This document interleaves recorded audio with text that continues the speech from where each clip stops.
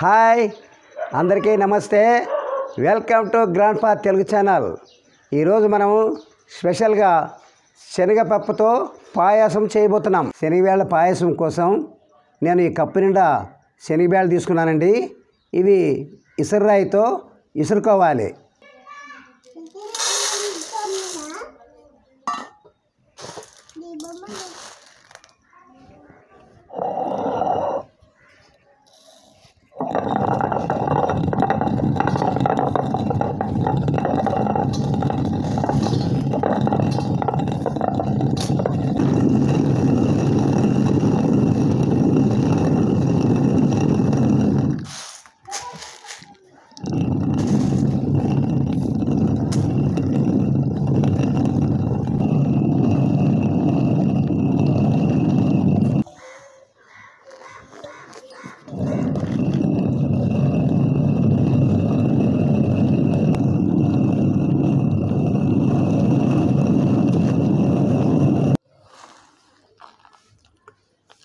ఇలా ఇసురాయితో పగలగొట్టుకొని పాయసం చేసుకుంటే చాలా కమ్మగా ఉంటుంది.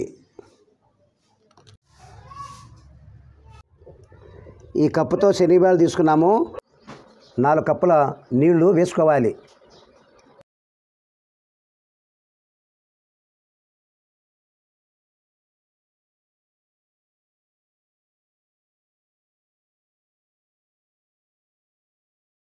మూత పెట్టుకొని ఎసురు కాగబెట్టుకోవాలి.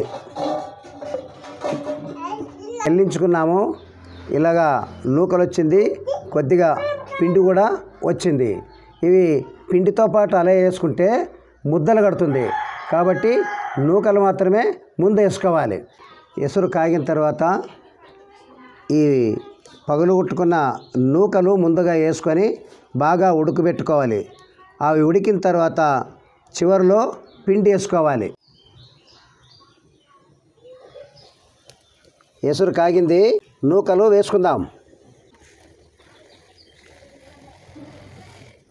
నూకలు వేసుకున్న తర్వాత బాగా కలుపుకోవాలి. మూత పెట్టుకొని మీడియం మంటతో ఉడకబెట్టుకోవాలి. ఎక్కువ మంట పెట్టినామంటే పొంగు వస్తుంది.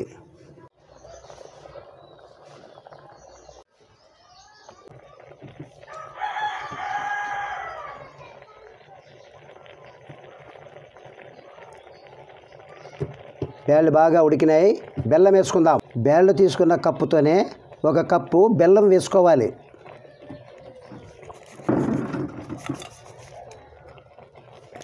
బెల్లం వేసుకొని బాగా కలుపుకోవాలి.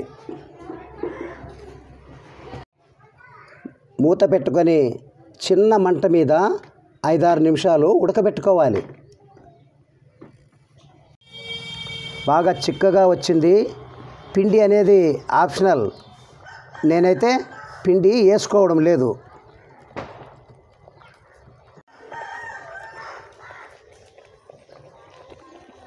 దించేసుకుందాం.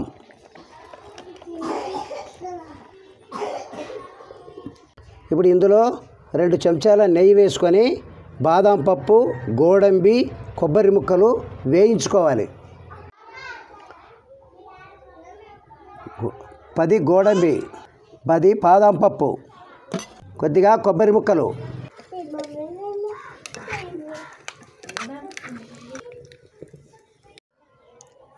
అవన్నీ బాగా వేగిన తర్వాత కొద్దిగా ఎండు ద్రాక్ష వేసుకోవాలి. బాగా వేగినాయి. పాయసంలో వేసుకుందాం.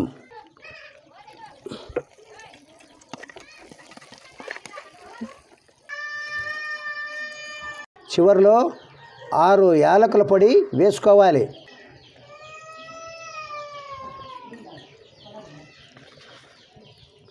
వేసుకొని కలుపుకోవాలి.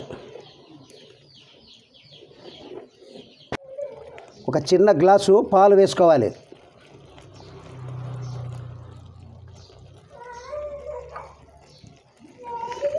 కలుపుకోవాలి. మూత పెట్టుకొని 2 నిమిషాలు ఉడికించుకోవాలి.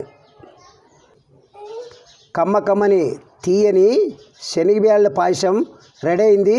దించేసుకుందాం.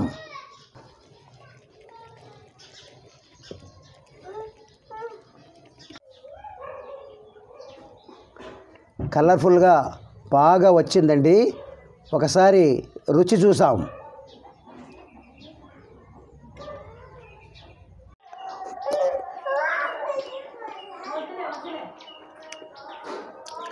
తీయగా కమ్మగా చాలా రుచిగా ఉందండి. మీరు కూడా ఒకసారి ట్రై చేయండి. ఈ వీడియో మీకు నచ్చినట్లయితే లైక్ చేయండి, షేర్ చేయండి. మన గ్రాండ్ పా తెలుగు ఛానల్ను తప్పకుండా సబ్స్క్రైబ్ చేయండి, గంట కొట్టండి, ఆల్ నొక్కండి. బాయ్. మళ్ళా వీడియోలో కలుసుకుందాం.